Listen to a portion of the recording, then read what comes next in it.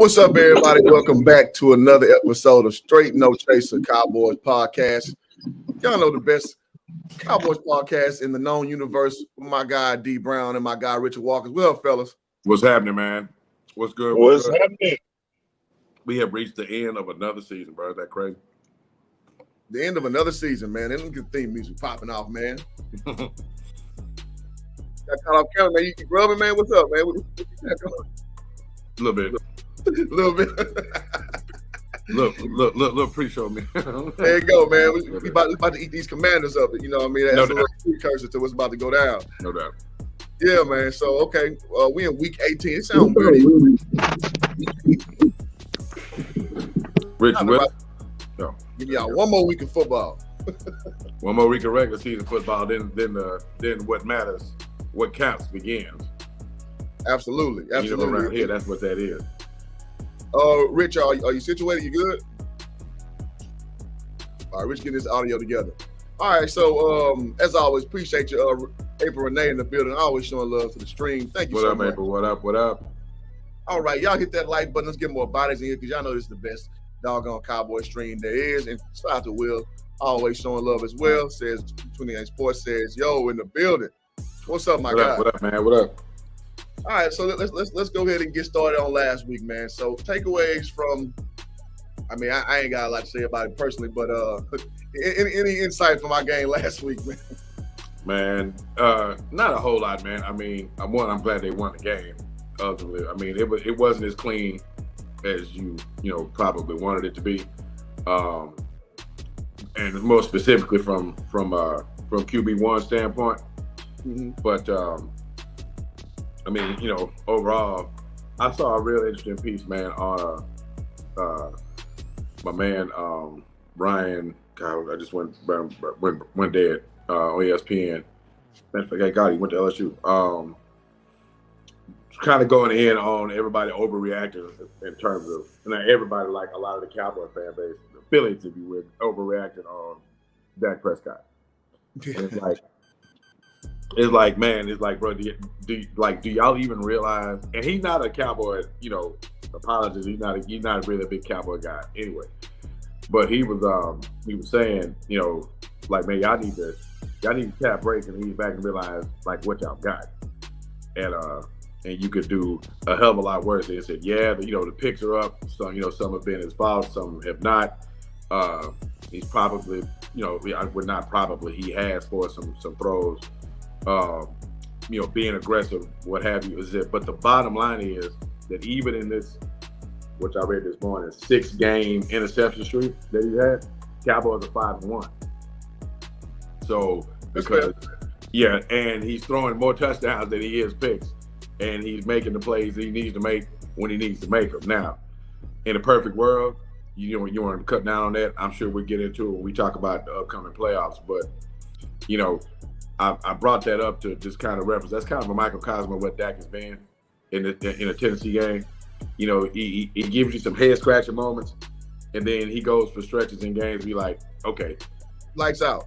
That's the cat. That's the cat we want. That's the cat we expect, and the team overall. So I'm just glad they got the win, and hope at least keep a little bit of pressure on to today's events with other games, most notably the Eagles. But yeah, I mean, it's a 12th win. It's 12 wins. That's one takeaway I'd give you, Cliff. Cowboys got 12 wins. I didn't see Cowboys getting 12 wins this year. Yeah, I was about to say now, to your point of speaking, with the gentleman, when we came into the year, we did not have high expectations. And when Dak went down, we was like, oh shit, what can we salvage out this year? Mm-hmm. I mean, y'all go back to the tape. We weren't beating our chest that this is going to be a playoff potential. Right. Yeah, I said Super Bowl kind of potential year. and to be fair, because I mean, here's the thing: it's almost like two schools of thought. On one lane, he's absolutely right because we need to appreciate what we have because we have. That's great. Why? But in the other school of thought, we looking at what we're seeing. It's like, man, we leaving a whole bunch of meat on the bones. Correct. It's hard to beat your chest to this because you see so much room for improvement. Yeah. So it's like you don't want to be too cynical where you're not appreciating what you're seeing. Right. because as we know, this season can be going all different kind of haywire directions, and it's not. So let's appreciate that. Right. Shout out to these people, man. It says, still not Cowboy fan. Dak is my favorite fantasy quarterback. He's good for something like this.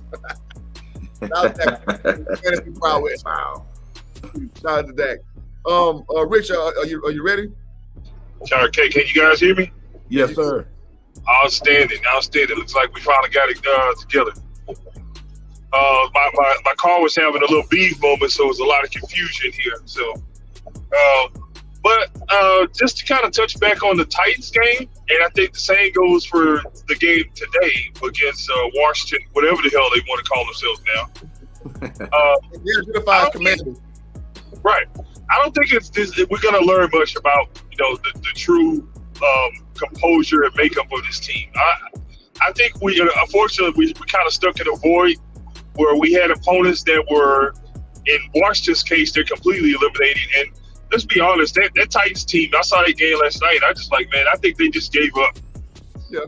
They had given up like 2 weeks ago, and it was just a matter of time before that division fell out of their hands, and they're going to be going home. So. Right. It doesn't tell us much against the team. Now, what is alarming, to Darren's point, is the turnovers that weren't forced turnovers. You want turnovers to be like, damn, they made a good play.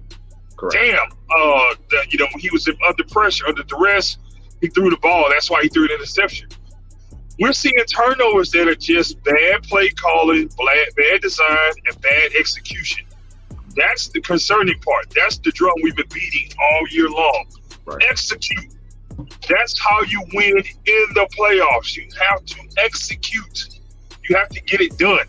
You can't make these type of mistakes going to the playoffs. So I hope they use this as a tune-up match, and I hope they figure out a way to fix some of these mistakes and the penalties and the turnovers that we've been having, because that won't fly in the playoffs.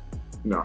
Agreed. And I mean, we're going against a third string quarterback, so let's temper this stuff correctly, and let's know where we're going. So don't go in there ready to beat your chest. Like you said, it's a tune-up game, and I think it's a much needed tune-up game, because you see over there Tampa Bay letting that starting 11 roll, because they know that they've been floundering all year long, and they kind of found a little flash in the pan, and so that they want to keep that engine running. And I think that it's important we do the same, because we just in untrodden territory, man, being playoff contenders.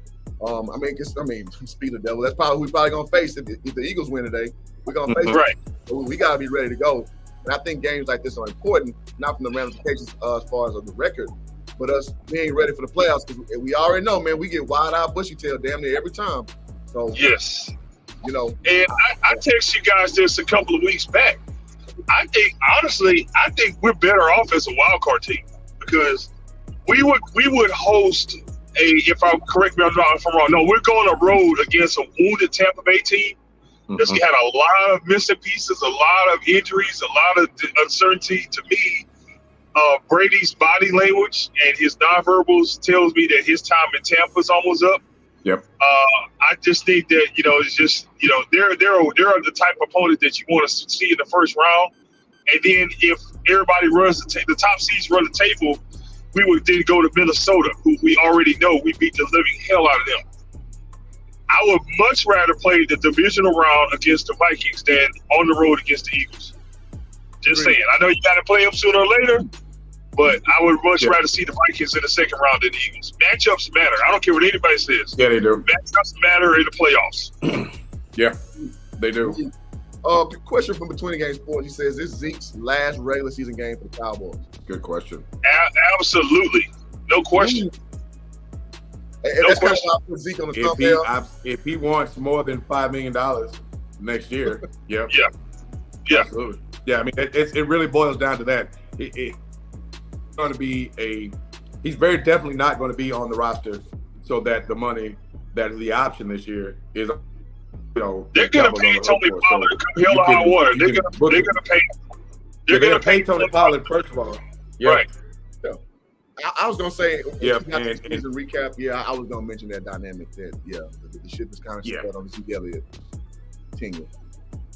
It's kind of sad, man. Yeah. I mean, the only way he's back on this roster if he takes less money. I mean, that's it. Period. In the report. Yep. Ain't that a kick in the tail from 4 years ago when Zeke was holding, the roster hostage basically. Whereas, Yeah, and Skip saying that's how the business goes. it does. Hey, that's what shout out to his agent, because listen, he fought for that money because he knows that other, the backside of 20, looking at 30, it don't look well for running backs, man. Right. Yeah. Unless you're Adrian Peterson, Yeah, Right. and when you're a bell cow type of back, like what Zeke has been, where you logging, nearly 300 carries or more, and you're truly that every down back, that's what you can expect. So I don't blame him from the business side of things of getting his bread. When at the time the market dictated that, but this thing moves on. And I saw an interesting stat this morning is that unless Zeke goes off today for about a $1.50, it'll be the first time since 2016 that a running back not named Ezekiel Elliott will lead the Cowboys in rushing. Dang. Wow. Yeah. Zeke is right now. Pollard's at 988, and we know he's not playing today, so he's just shy of 1,000. Zeke is at 866. So unless Zeke has a really big day, which could happen, but unless he has a really big day, it's gonna be the first time in 7 years. It shouldn't happen because come on, this is the last game of the season. I really don't see a reason to pursue that number 1 seed at this point. I think you got to start thinking logically, long term. Right. What are the best 3 possible scenarios for us to get to the S word? I won't even say it. What are the 3 possible scenarios? I think a wounded Tampa Bay as a first round opponent, a unconfident Minnesota team as number 2, and then you fight to battle to get there in the conference championship game. That's just my opinion. To me, that's the best path. I'm with you on that, Rich. And matter of fact, I'll taper that back. I'll dial it back just a little bit from I'm gonna use Cliff's technique. I'll dial back from that. Man, I'm going to be remarkably hyped. And I'm gonna say this very, very deliberately. I'm going to be hyped as hell if the Cowboys get to the NFC Championship. That word, yeah. Yeah, I mean, and it's not necessarily what expectations will follow up. It's just that, to your point, Rich. I think that's the optimal scenario, and you're right. Matchups do matter because, guess who I don't want the Cowboys to see from a matchup standpoint. I mean, I'm just going to keep this real because it's what we do on the show. It's actually 2 of them. No part for the San Francisco 49ers. None. Yes. None. I don't want none of that smoke. I want somebody else to handle it. I want somebody with that headache and somebody maybe, sneak in the left they weren't looking for and knock them out. But I'm telling you, I want to prolong that matchup with San Francisco as long in a scenario that the teams run the table. The Eagles will see the 49ers in the division round. So that's my point. Ooh, somebody that's going to be a problem is going to get eliminated for us. The 2 teams that's going to be a problem for us are the damn 49ers and the Eagles. Let's be honest. And also I'm going to shoot straight on this. Y'all be careful with them number 7 seeds, man. No doubt. Because them Lions and them Seahawks ain't nothing to play with. Right. These 2 teams that nobody thought had a chance in hell of being a playoff team. One of them's going to get in. They're hungry and they're unexpected. You never know. Yep. Never know. Those teams are hot right now. Yeah. That was Geno Smith. I thought he was Geno Smith, man. God. He's All-Pro team, I believe. I think he's 2nd team All-Pro. Oh, wow. Geno balled out this year. There's no question. That's interesting. Yeah. He's definitely Pro Bowl. I believe he's All-Pro. Wow. Geno balled out this year, man. No. And it's good to see, man, because this is a cat that came in with a lot of expectation. Obviously in his first stint did not work well. Matter of fact, it was his bomb. Obviously, it was a really bad situation. But to see him, get this opportunity, another opportunity, I should say, man, and ball out the way he has is pretty live. Yes. Pretty live. Yes. Good to see the young man doing his thing. And another Cowboy related, I do want to give a shout out to this young man who went to Jackson State, man. James Houston James Houston is leading rookies in sacks. He has 8 sacks played, like 4 games. 5. Damn. Wow. He had 3 last week. He had 2 his very first game. So shout out to James Houston, man. He started at University of Florida, and he finished at Jackson State. Man, he is ripping. He won the Rookie of the Year. Saw Rookie of the Week twice. This kid's been ripping up. He's a edge rusher, kind of small, and I always call him. He's a baby Micah Parsons. That's what he was at Jackson. Right. That's what he's showing to be this year, man. So shout out to James Houston. I had to get that out there. Oh, that's a good look, man. Yeah, damn good look. And speaking of baby Micah Parsons, let's talk about the big Micah Parsons. What's going on with our boy, man?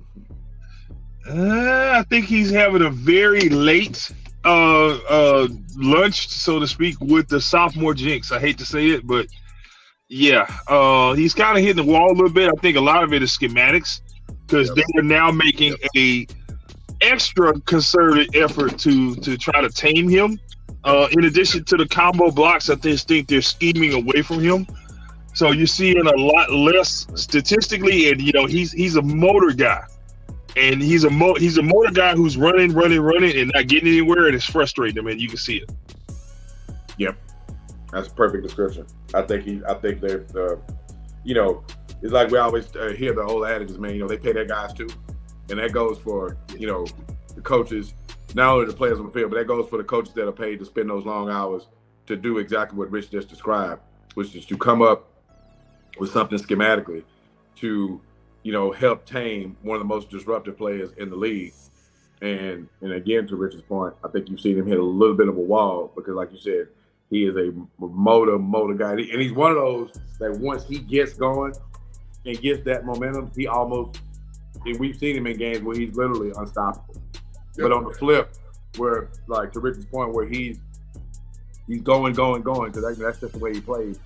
But he's not quite getting home, or he's not quite making the play.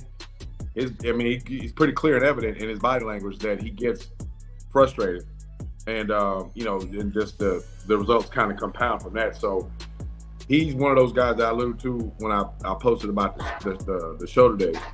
Can the Cowboys across the board dial it in?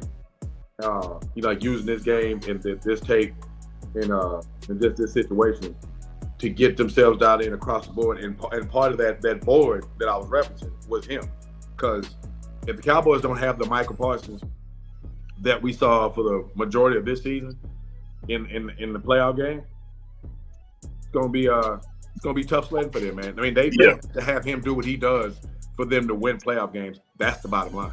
Yes, absolutely. And shout out to Minnie Davis in the building. Shout out to what's happening on the Twitch side.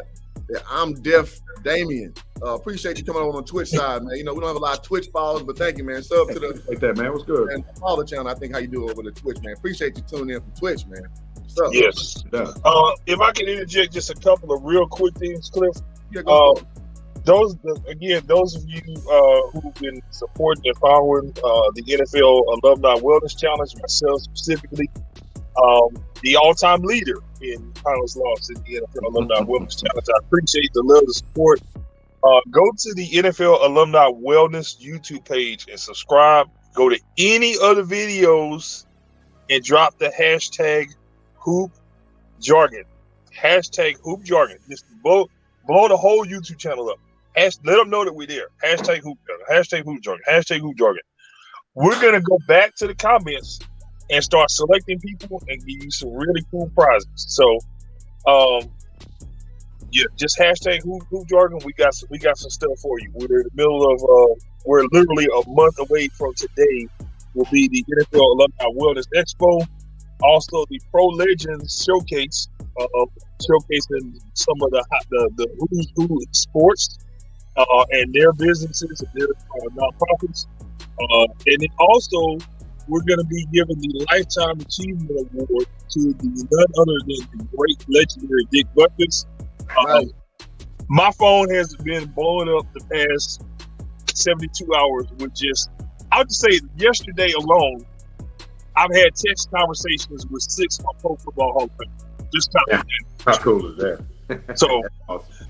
I actually have a little surprise for all of you right now. So I'm on the way inside to go have a little coffee with my brother.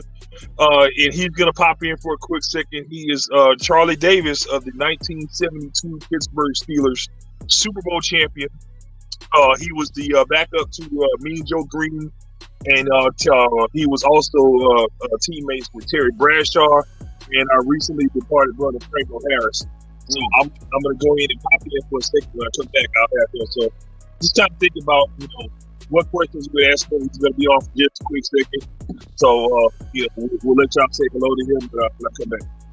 There we go, man. Look at that, man. We got NFL legends about to hop on. What's up? It's the legend check right here on Straight No Chase. You gotta love it. And I dropped the link, y'all. So here's the NFL Alumni Association. So go any video, take a gander at it and put a hashtag hoop jargon in there so they can see that we're doing work over here and we're sending people over there to their part of the world. Do it. Because Rich is the plug, man. He knows all those NFL greats, and we're going to have him on the channel for the Super Bowl, which we're going to be covering in a few weeks. So there's a channel there, and this is who Richard works for. So this is legit, as you guys can see. All right. So the link is in the stream. Oh, let's see. Okay, and the sub, thanks for the link. Yeah, absolutely. And let's see.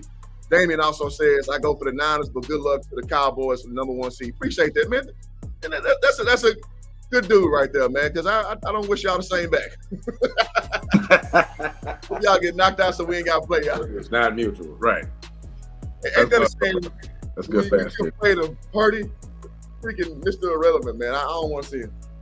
I don't want to. Nah, that's a hot team, man. That's a hot team that gets it done in ways that would be real problematic for the Cowboys matchup wise. Yeah, that's a problem. That's a problem, man. They are a good football team. Well-coached football team. It is what it is, man. Mm-hmm. There we go. All right, so Rich is gonna come back over with Brother Charlie, and so until we do that, let's pivot a little bit. Let's talk about now. We talked about how they kind of bracketed Michael Parsons. Another quiet name we ain't been hearing a lot, but who's been playing good football, in my opinion, is Trayvon Diggs, man. Right. Doesn't one thing I'm seeing this year is our marquee defensive players, they don't have the counting numbers this year. They're still doing their job. Yep. And like Rich just said, everybody get paid on the other team as well. Meaning, teams are starting to scheme them out of their numbers because they obviously show that they can take over games and then have the counting numbers. Mm-hmm. So Trayvon Diggs is only sitting like 4 interceptions this year, I believe. Right. Which is a solid year. Yeah, hell yeah. For any other quarterback. I mean, if your starting quarterback logs you 4 or 5 interceptions, especially when there's an expectation there, that's the guy that's getting it done. Now, he's ultra aggressive, as we know, and that's part of what makes him as good a player as he is. And he's been burned because of it. But any great cornerback, and I mean great, and I'm talking about all-time great. You name me an all-time great, including Deion Sanders. And I can tell you the game where he got that work. I mean, it's just the nature of the business because that's one of the toughest positions on the field, and it happens. But Trayvon Diggs is affecting the game in, I think, a much more consistent way than he was last year because he's not quite as feast or famine and giving up the big play. I think that one stat we had, he had the 11 picks, of course, but I think he led the league in the most yards, given up against him. I think that stat, has dropped way down. So absolutely, yeah. So I think he's that, and that shows a lot, man. That shows that he's maturing. Sure, that shows he's working at his craft. Understand this is still a really young player. He's still on his first contract. I think this is year 3 for him. So, and look, they're going to have to pay him pretty quick. Yep. So. That's another Ezekiel Elliott related casualty. Is like, bro, you got to find money for these cats that are going to be here for the next 4 to 5 years. And Trayvon Diggs is definitely one of those, man. So, definitely a cornerstone piece, pun intended. And I see what you did there. Yeah. And going forward, man, he's one of the cats that's hype. You're going to be on the roster. Cliff, if you remember on my post about today's show. You kind of led into my reference to Cowboys heroes and hobos for 22. And so the two guys that we mentioned, Parsons and Diggs, we referenced, Parsons hitting the wall a little bit, and Diggs not having, like you said, the counting numbers that he's had from the year previous. But they definitely two of the Cowboys heroes this year, without question. I mean, this thing does not see 12 wins without them doing what they do, without a doubt. But I wanted to get you, and when Rich comes back, get your input, even those in the chat. Who you thought? Let's start with the hobos, man. Let's start with who was disappointed and then end on a high with the heroes. We've already mentioned too. Hobos, everybody opposite Trayvon Diggs on corner this year. Everybody. Wow, everybody, huh? Everybody besides Bland. Bland been coming in and out, but yeah, kind of a zone coverage corner. We in slot. Yeah, he's the inside guy. Yeah, you know what I mean? So Jordan. He's basically Jordan Lewis's replacement, because I think Jordan Lewis is probably done. Yeah, he's kind of long in the tooth anyway, and then it's really hard, to come back from Achilles. I mean, I hope he does, but I mean, that kid has some instincts. Talking about Deron. Yeah, absolutely. I mean, he's got 5 picks. He's got some ball skills. He's got some instincts. He's got some toughness, and just some natural feel that you got to have. Because that slot corner is a whole different animal from the outside. Mm-hmm. And to log 5 picks from that slot corner tells you that dude has a nose for the football. Oh, yeah. Yeah, so I'm encouraged about that. But Anthony Brown on the hobo blast and Kelvin Joseph, definite hobo. Matter of fact, you can call him Mr. Hobo. You get benched mid-game. You get benched mid-game just because you are flat out ass. You taking hobo to the upper echelon. Yep. So I think even if he didn't get that many snaps, he might be the biggest hobo this year, because, man, how long have the Cowboys been waiting on Kelvin Joseph to go from the potential to actually see it on the field? We had the off-field deal, which was kind of cloudy, didn't really amount to much, but you kept waiting for that the talk about his talent to surface. Gets his opportunity, primetime opportunity, and gets benched mid-game. You know who he's starting to look like? Your boy Mo Claiborne. Yeah. Big time talent, just we never saw it. Yeah, and the thing with Mo was, and Kelvin Joseph was a big talent. Now, he wasn't Mo Claiborne big. Yeah. He was a big talent. And the thing that sucked about Mo is that he could never. He was the Anthony Davis of cornerback. Yeah. It was 4 weeks here. It was 6 weeks here. he could not stay healthy if to save his football life and career. Unfortunately, because this dude was known as the best corner coming out of college. Yeah. I was hyped when they picked him, but it didn't work out. Yeah. They gave up on. They moved up 6 spots to get it. I'm like, that's what they needed. It just didn't work out. Kelvin Joseph moved to the second round because he was a knucklehead. Yeah. Then some knucklehead came out. Kind of that showed his ugly head. But when he got his opportunity, man, solid special teams guy, but that's not why Kelvin Joseph is on his roster as a second rounder. Absolutely not. Second round corners see the field. Second round corners are expected to be in the rotation, contributing immediately as playmakers, and he just ain't got it. With 22, he was hobo extraordinaire. Yep. All right. So that's a hobo. So all right. Okay. Let's see. Let's talk about what other one? Since you introduced the premise, what other position you want to talk about? Heroes and hobo.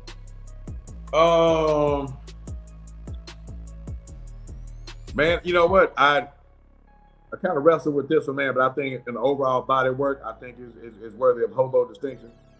I'm hoping the Cowboys make a move there. Conor McGovern, hobo. I know he's about to go O-line. Yeah, Conor McGovern, hobo.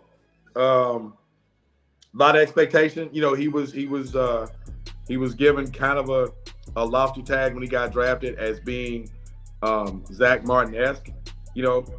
Coming out of a program that tends to yield pretty good offensive linemen. Road grader, nasty interior lineman that just gets after it and mauls people. I've seen him overwhelmed far too much to get walked back into Dak Prescott far too much. Not just this year, but basically been here. It just ain't worked out, man. So the Connor Williams and the Connor McGovern experiment, the Connor experiment, Bobo. Don't draft nobody else named Connor. No, not for a while, bro. The Connor experiment did not work. Yeah. Williams sucked. McGovern not been good. Connor McGovern definitely makes. So right now I got 3 on the all hobo team for the Kings. Anthony Brown, Kelvin Joseph, Connor McGovern, hobo, no doubt. I'll put a Connor hero, a slow burn hero. It's Tyler Biadasz, man. Like, we didn't know what we gonna get out of him. Bingo. We wanted him to be another Travis Frederick. He's not another Travis Frederick.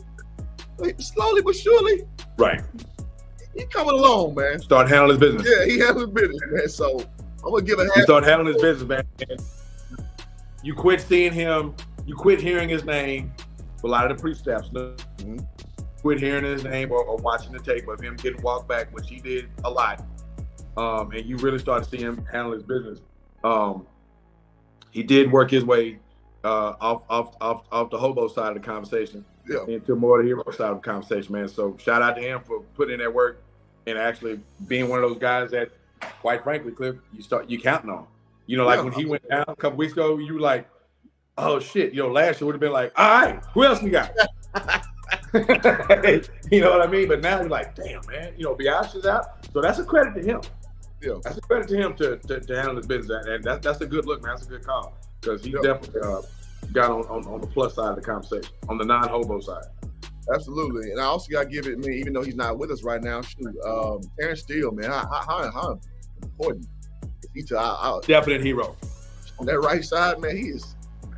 Shit, I'm glad Tyron Smith is finally getting together a little bit, but like, golly, man, you missed that kid over there.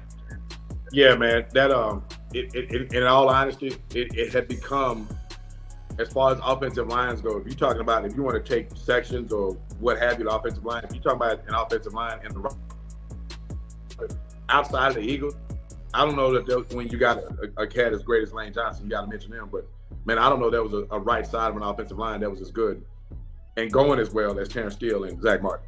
I mean, that was about as dominant week to week line action as you were gonna get. I'm thinking on any squad anywhere in the league, man. And like you said, him going down was a big. That stung big time. But Tyron Smith in a transition, you know, showing, you know, really kind of the pro and talent that he is. I mean, because like Rich illustrated perfectly a couple weeks ago, you just don't just jump from left to right and just like, you know, everything just goes smoothly, man. So, you know, he held it down better and better. Of course, you know, we got Jason AARP to stepping in and holding it down on the other side. Absolutely. You talk about heroes, let's put him in the hero conversation. What a good pickup, man. 40 years old. Huge pickup. Extremely long in the tooth, came in and just, you know, when we sold it as early was that he's a locker room guy. He's going to help shore up, you know, the young guys on the line. But he's become a lot much more than that. He's been a nice little plug-in and a guy that you can rely on from a versatile standpoint, big time, man. It's been big dividends, you know, having him on the team. I think the Cowboys have gotten far more value out of than what they're paying. Oh, absolutely. Absolutely. I mean, that might be the biggest value add. No, I'll go on record and say it is the biggest value add they made in this season was bringing him on board because, you know, his experience and helping, you know, Tyler Smith probably have just a sensational rookie season that he had. And even helping, a matter of fact, I dare say he's probably helped guys like Biadasz. Yeah. You know, one time he's been plugged in there at left guard and sliding over at left tackle, man. I mean, that experience has been huge. But just him getting it done in terms of snaps on the field, that old man has been great, man. And mind you, this dude was a fossil as far as NFL plays go. He's 41 years old. That's crazy. And out there handling it, man. And, you know, he was sitting on his couch. You know, he watching episodes of Straight No Chaser before he got the call. So, yeah, I slid that in there. So, it was. He's probably the biggest value add that they've had, man. He's definitely on the hero conversation. And I'll be clear if I didn't add this youngster to the hero conversation. We got because we were worried as hell. Tyler Smith. Yeah, draft day, everybody was scratching their heads. Absolutely, man. Okay, I mean, we were cautiously optimistic because I mean, everybody got rich. What up, man? Hold that thought, D-Brown. Hey guys. Hey, my apologies, folks, for the attendance problems I'm having this morning. I got my man here. This is Charles Davis. What's going on, 72 Steelers. No, 75 Super Bowl Steelers. You gotta say see Super the Bowl. hardware right there. That bling, man, check them out. Yeah. See the bling right there. That's it. You know what I'm saying? We doing the Starbucks thing. We doing the nutrition thing too. You know what I'm saying? My man Charles is on the Alumni Association Wellness Program. Yeah. So we got his scale today. We got him on he rolling, man. You know what I'm saying? This is what we doing. So We're down 4 pounds. yeah. There we go. Already. Yeah. That's Already. awesome, man. So again, y'all go to the website. Great to have y'all. But also wanted to just real quick, just to send a special word of love to Franco Harris' family. You were Franco's teammate. Yeah, known him 50 years. Played against him at Penn State. And he was a great friend. He always would tease me about who TCU played. And I'm just sorry he's not here. I've been with him about TCU being in the national championship game. Yeah. Well, I hope that they take some time to let the players know what he went through their program and let him be a source of inspiration. You know what I'm saying? Anything can happen. Right? Anything. Yeah. So, real quick, we do the Cowboys podcast. I know you can't stand the Cowboys. Oh, all right. Just tell me what's your overall things, thoughts on where they are right now, and what do you see for the remainder of the season and the playoffs? Well, the thing about pro football is they always wanted parity. Most of the teams now, they got so many coaches that have 2 or 3 different coaching trees that they know the plays and others running. So it's a matter of who can match up and play the his game for quarterbacks go with quarterbacks. So for the Cowboys, they just got to be a little more consistent. They stood it in the rest of the team, maybe slightly better. And they need to be a little more consistent. What about Dak Prescott, man? What's your thoughts on him? I think Dak's a fine quarterback. It's he tries too hard sometimes. He presses, and he just needs to let his team and be part of the team and let everybody do their job and do his the best he can. Okay, we've been doing this for all year. Real quick, give us one quick Steve story. I'll do a Franco Harris story. Like I said, I played against him when he was at Penn State, and the coaches told us when we were at Penn State we didn't have to worry about the fullback, worry about the halfback, which was Lyle Mitchell. He was averaging like 7 to 10 yards per carry. He said, "Don't worry about the fullback; he's big and lazy." Franco Harris got that ball and damn near beat me to the corner, and I stood up, he helped me up. I was like, "Get out of here!" Man was taller than I was. That was the time. And, wow. Every Saturday that TCU would play during the season, Franco would come to pregame meal with a newspaper and say, "Let's see who played TCU." And I always Yeah. Cliff and I had a chance to meet him last year in LA, man. It was just a blessing and a pleasure. So he's gonna be greatly missed. Yeah, he's one of the best. He's up there with Walter Payton and all the rest of the great ones. They're classy. There's nothing but love in the heart for everybody. It's just, it's a major hole, and it's going to be hard to fill it. Yeah. But you don't, but we will. We will. Yeah. There's a lot of guys out here doing the same thing, and shout out to Jamar up in Buffalo. I think that whole situation was so unique at this time. It done more than just, it proved the power of prayer in a way, that the country make a change that moment. The whole country's praying, people praying in public, people praying on the field. Amen. So we may have discovered what humanity really is, and I think the country is different. And thanks to him, we saw it and we lived it. Yeah. And what can we do is what should be in everybody's mind to make the place a better place. Yeah. And you got it, man. So there's just a reminder, guys, life is precious.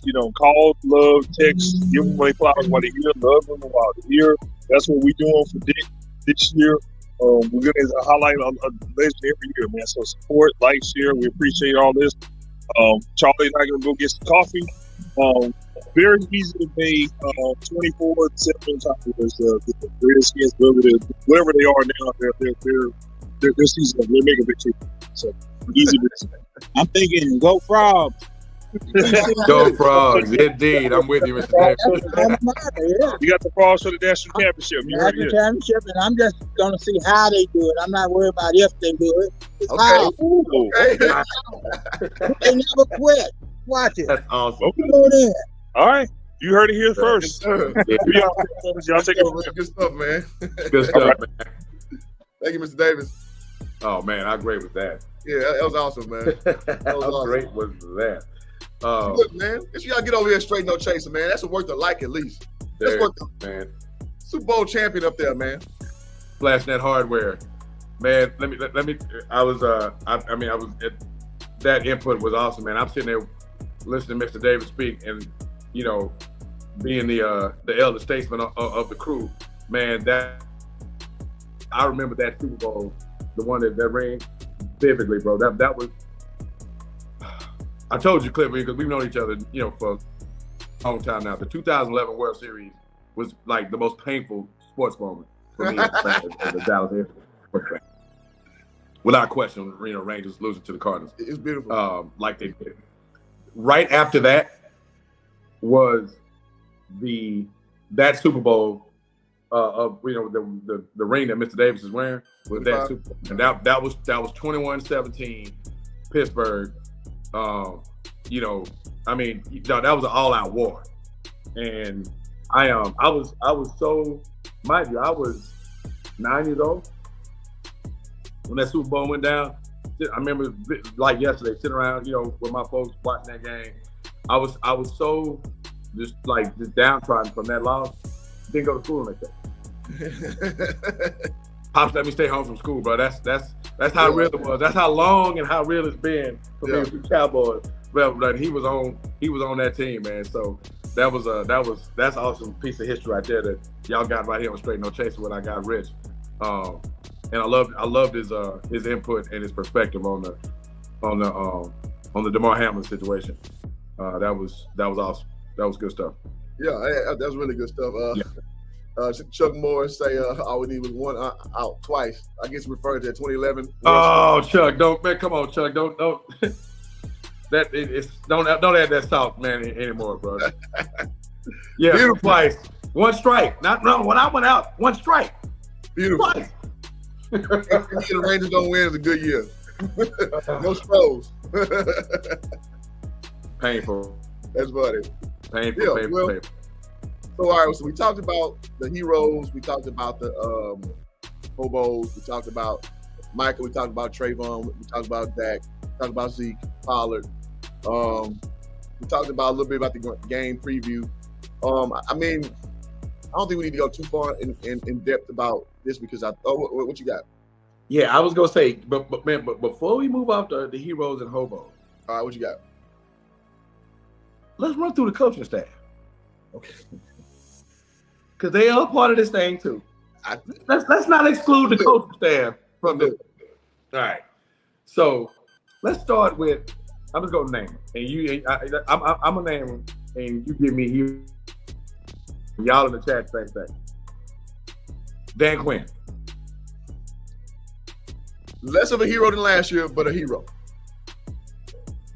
Okay. I'll go with that. Less of a hero than last year, but still on that side of the because we know what a bad coach football Dallas Cowboys look like on the defense. Indeed, yes, we do. We get smoked early and often. We get our doors blown off. No turnovers. None. So and the team is and I think that's the saving grace is that this team is still turning teams over, and they're still scoring on defense.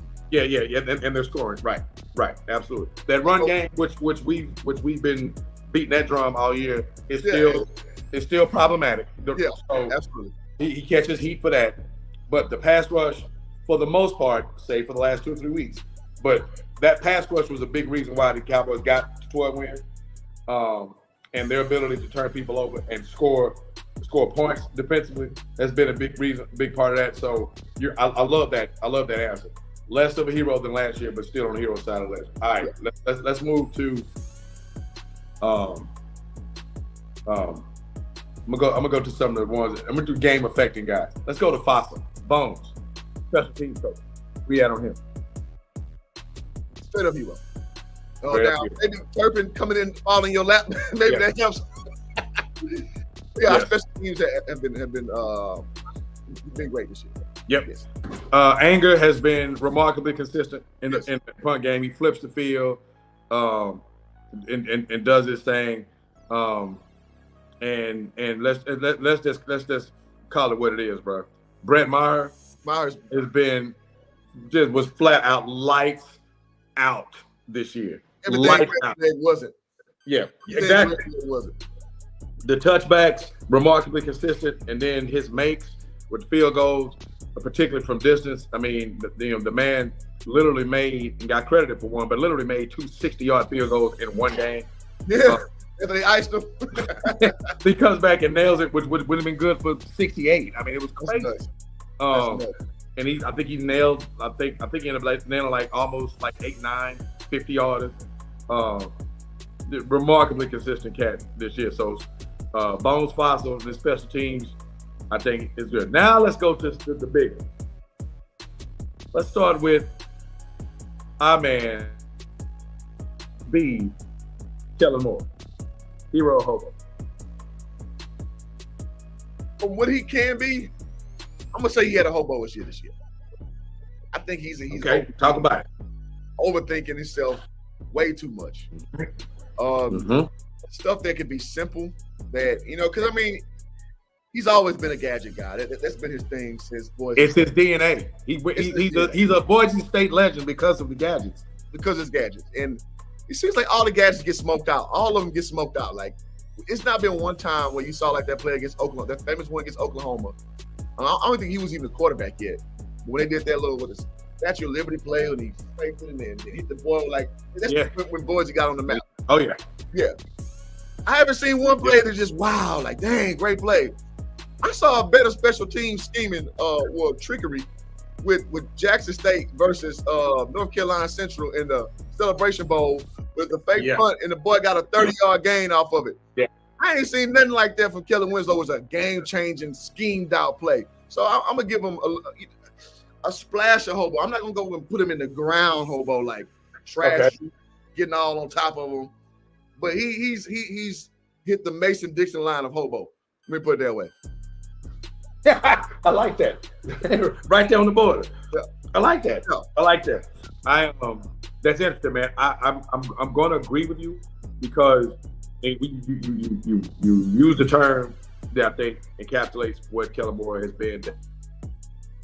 That frustrates the hell out of me because, like you said, you know what he can be. You see some of the flashes of play design, and I won't use the word genius. That's kind of overused. But the play design where you can see just how really creative and innovative you can be at times. But like you said, he overthinks. Man, when it's if it's 2 at the goal line, man, line up, put your heavies in, turn around and get a ball so you can go get a first down. Football package, please. Why we play action? They won't think we'll throw 40 yards down the field. Dude, we need a first down. We need to move the chain. Stuff like that. Yeah. That's what gets him closer to I mean, use your deal. The hobo Mason-Dixon than not. A lot of unnecessary, trickeration, gadget stuff when you just make, it's like we do it in basketball. Why are we doing a no look behind the back when the bounce pass is right? That type of deal. I would give him, probably 51-49. Yeah. If we're gonna use a percentage vote, right? But so we're thinking on the same plane as far as the beef goes. And y'all watch this, y'all follow this show, y'all know that the beef is one of our lightning rods. I mean, there's a conversation regarding him week in and week out. There he is, and Kellen Moore as the beef. Well, because the thing is, I don't want to be too. Let's end it with the big fella. Hold on one second. I don't want to be too. I don't want to be too crass about critiquing it because at the end of the day, our offense is very potent. So that's why I'm saying absolutely. he's on the Mason-Dixon lineup of being a hobo. So that's I think we lock no it. doubt. We lock a step on that needs to be said, right? Because this thing went, and matter of fact, in addendum to that, this thing and the production bears it out. This offense with Dak at the helm is a very explosive offense. You know, Dak makes us, crack our knuckles and grind our teeth and wring our hands and all that, but at times. But more often than not, this offense does what it does. It is a very, very productive offense with him at the helm. And Kellen Moore is a guy that pulls those strings and makes those calls. So, yeah, he's we're not saying he's ass because he's nowhere close to that. But he does stuff that drives us crazy. Yeah, drives us crazy. It makes you want to do the Cuba Gooding. In Boys in the Hood,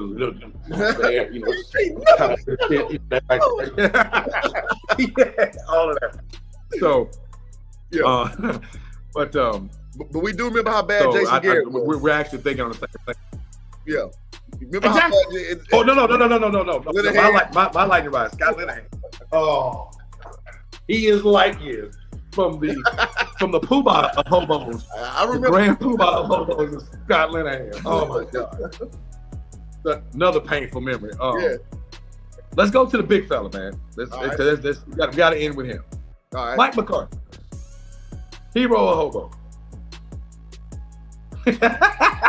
I like it. That's gonna be Mike McCarthy in 2-3 years. Oh man, he's fast tracking, right? Hobo. Clock mismanagement, personnel mismanagement. Now I would say the turnovers down a little bit this year. I give him that, but like when you watch the team, it looks like the assistants are running the team. And the reason I say this is because situational awareness is still lacking. It's almost like another thing that sticks out. Not knowing when to challenge. I mean, that's been his thing his whole career, though. Correct. His whole career, he's been a horrible challenger. You just know with more leadership, man, that this team can do so much. And it's almost like this team needs. If this team had more pick-me-up in it, this team would be a lot better off. And I know we're arguing amongst the wealthy on what 12 wins we got now. I know it's like we kind of sound like spoiled brats saying it. This team could be a lot better. This team could be like a world beater, and then the leadership ain't there. So yeah, I'm going hobo. I like it. So I too will go home. I think it's been. Now I'm going to use your same mechanism. I don't think he was as hobo as he was last year. Yeah, agreed. And I think he moved closer to the hero line. He didn't cross that line. No. He didn't cross the Mason-Dixon line. He's still on the hobo side of that line. But the one thing that I would give him that moved him closer to the line, to the midline, is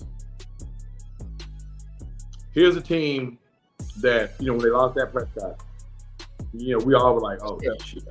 Right. In those first 5 games, we were like, damn, man, it was actually refreshing and surprising how well the rest of that team played. And starting with Cooper Rush. Agreed. And yeah, I mean his assistants have a lot of input, obviously with Dan Quinn and the B, but that message, to galvanize the troops and get them ready week in and week out has to come from the head coach. And he showed some of that. Low points, obviously, were the effort against the Texans, the debacle in Green Bay. Agreed. Jacksonville.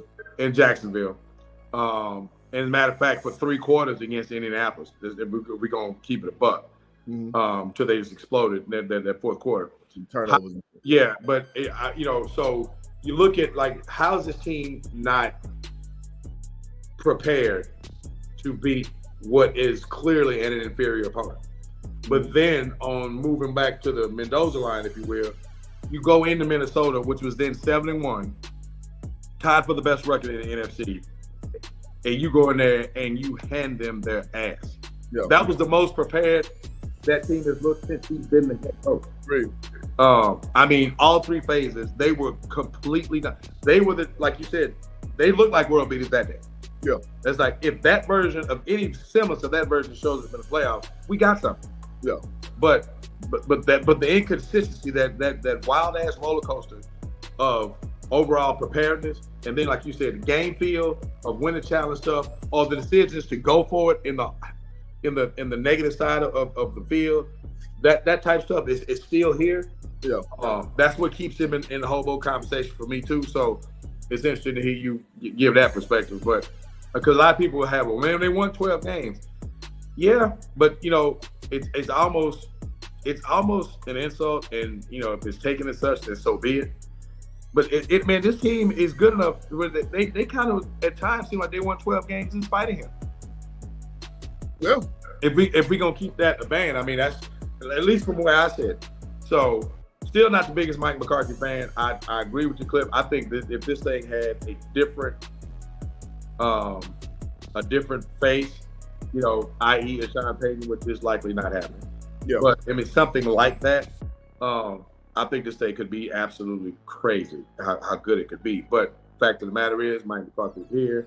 This team could very well end up in 2 years winning 25 games in the regular season, which means he's probably going to keep his job unless they go out and just lay an absolute egg in the playoffs. And we'll cross that bridge when we get to it. But for the season, yeah, definitely on the hobo side. So that's interesting. So we're talking about a 12, likely 13-win team with coaches,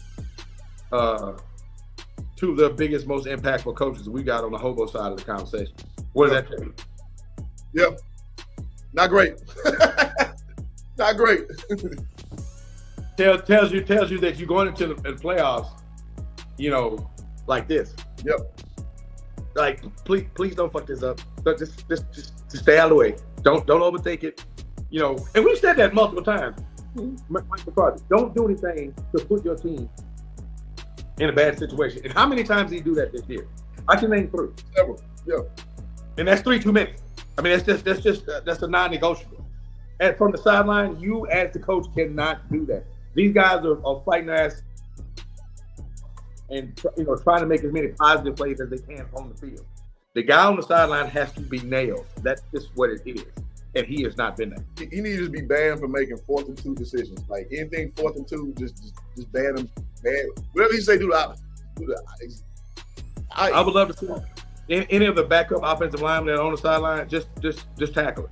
Or D lineman, just dive right on top of it. Just don't do it. Just don't allow it. Don't let him make a decision, man. Don't do it. So we're gonna land the play on the show. I see Rich trying to pop back in. You can do that, Rich, if you want to. Says has McCarthy saved his career? We go quick on this one. I say easy extend his life a little bit based on this year. If he wins a playoff game, I think that's ice on the cake. I think a 12-win season for NFL coach, that extends your life. Between the game, hold on to that point though, because we'll get through this Washington game, but that one win, I think there's a lot on that, and we'll probably get more of that in the next week's show. Because it's going to be previewing the playoff game, but yeah, there's a lot on that. Hold on to that. We're gonna get back to that. Yo, I'm gonna add Rich back, see if he wants to join in. Let's see, Minnesota's a product. Sometimes it's better to be like, no argument here. That's Minnesota. That's Kirk Cousins in a vacuum right there. In 2 cents, he's like a General fan, Commander fan. Generals, not the Washington Generals, not the Generals. Can y'all hear me? Yeah, you good, man. What up, Rich? Rich, you with us? All right, Rich muted up. Okay, while Rich doing it, let's go ahead and do game predictions before we end the show. And shout out to my guy, P. Rose, man, big Cowboys. P. Rose, what's up, man? What up? We got great comments on the Cowboys, man. You missed a good one, man. We had Super Bowl legend on the show. We had some good commentary, but appreciate you coming in anyway. Y'all hit the like button, man. Smash it. Do it. Right, okay, so can you hear me? Yeah, yes, sir. Okay, yeah, I'm back. Yeah. So thank y'all everybody for all of the love support. Charles wishes all y'all the very best. Real awesome guy, man. Real awesome guy. I've been hanging with him for like 6 months now. So but it's always good to hear those. It's always great to hear those football stories, man. At the end of the day, it tells us so much about the game of life, and there's so much you can learn from the elders, man. So I just sit back and eat it all up, man. That was great stuff, bro. That was I will tell you that during Super Bowl week, we will have Ed Too Tall Jones on as a guest. Nice. And let me tell you something. You don't want to miss that. You don't want if you are a Cowboy fan, you do not want to miss the opportunity to talk to Ed Too Tall Jones. So, but like I said, as I mentioned, y'all get the word out by hoop jargon, man. You know what I'm saying? Real talk. This is the last season that you're gonna see hoop jargon in its current form. Let me just say that. The price, as Darren says, the price is going up. Today's price is not yesterday's price or tomorrow's price. So I'm just saying. There'll be some big things coming up. Hey, seriously, man, I'll be on the lookout, man. We will be in Phoenix, getting better footage than we got last year. I think last year went well. This year gonna be a lot better. Rich plugged in with the alumni association. It's going down, man. I'm telling you. Yeah. As I told the fellas, those of you who've been riding with us, what we do in Phoenix is gonna make what we did in LA look like a damn baby shower. Yeah, I love it. Yeah, I need to get with you with the itinerary too, Rich, so I can start doing my flight. So. Yes, sir. All right, bet that. Yeah, I'll just put it in perspective like this. To attend some of the events that we're going to be involved in, if you're not down with hoop jargon, you're paying $1,000 minimum to get in. You feel me? This is where we at. Let's get it. You're paying $1,000 to be in the room with us. We're going to come with the receipts. Don't worry about it. So. It will be evident. Last year was epic, and we were kind of figuring it out in the moment. Just got to navigate it. Yeah, I got to meet Ed Too Tall Jones. That's a big old dude. Man, look, I've had the pleasure and privilege of meeting. I've talked to Ed several times over the years. I'm sure we'll recount some stories that we'll both laugh at big time. But Rich is right, bro. He is worth the price of admission plus. Yes, he is. Big Ed is a script, man. Big personality, man. Yes, sir. Yeah. That boy take up like 2 seats. He's just so long, man. That's a big old shoulder. Ed looked like he can still go in on 4th and go right now. He feel like he still can get out there for real. And they call him Too Tall and Too Wide Jones. Yeah, dude, that's a big dude. Right. If y'all go look at my community tab from a year ago, I got a picture with Ed Too Tall Jones. That's a huge joker, man. That's a huge big man. Yeah. All right, so let's land the play on the show. I got a work call to hop on. So let's do score predictions. P Rose already dropped here. 34-16 Cowboys. I like it. Rich, what you got, man? Like I said earlier, 24-7. 24-7. Expect to see some Cooper Mania today. For all you Cooper Mania folk out there, you get your boy. All the Cooper kids, you get to see your boy today. I like it. No doubt. What you got? Don't, it's a problem. I'll go 27-16. 27-16, okay. Yeah, double-digit win. Nothing splash, nothing spectacular, but a win. 13 wins. Washington is experimenting with rookie quarterback today. I should also throw that in. I don't know if you guys mentioned it. Yeah, but Winston's not playing, and neither is Tyler Heineke. They're throwing in a rookie, so a layup for this defense. Yeah, it should be. One would think, unless he turned into Brock Purdy. Let's see, Boys 27, Commanders 21. Okay, that's what Miss Diva got.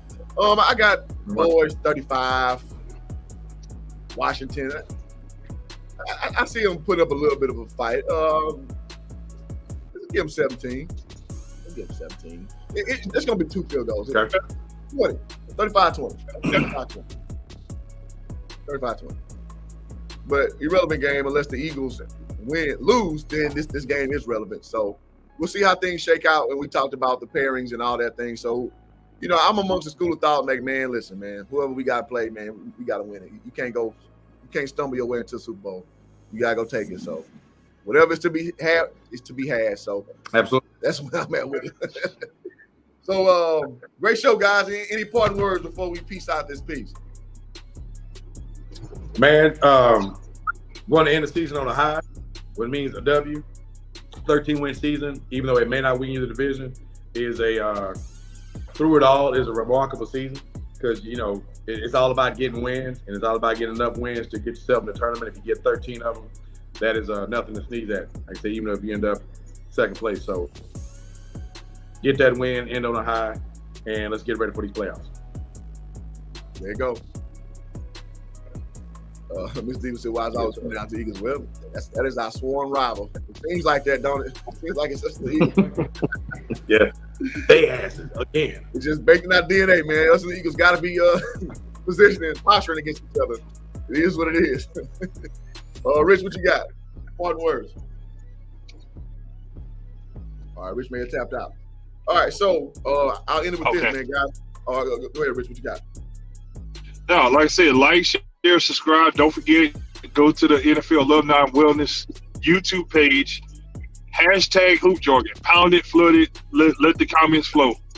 Flood the comments. Hashtag Hoop Jargon. Hashtag Hoop Jargon. Support the movement. Appreciate that. Absolutely. People are saying, I think Dallas would get up big and put the backups in Washington, get a little fight. Yeah, that's kind of where I'm at. I think it's going to be a lot. So we shall see. And yeah, like Rich said, man, y'all hit the like button way out. Y'all subscribe. Man, shit. We're going to give y'all top content. Tell you, man, it's coming up in a month. We're going to give y'all top content. I can't say that enough. We're going to be out there in Radio Row again. We're going to be getting these celebrities, former athletes. They're going to be at the table again. Last year we had Joe Theismann. We had your boy Eric Dickerson. We had Demetria Oberlor. We had Marcus Trufant. Names go Lee on. Steinberg. Huh? Lee Steinberg. Todd Gurley. Michael Buffer.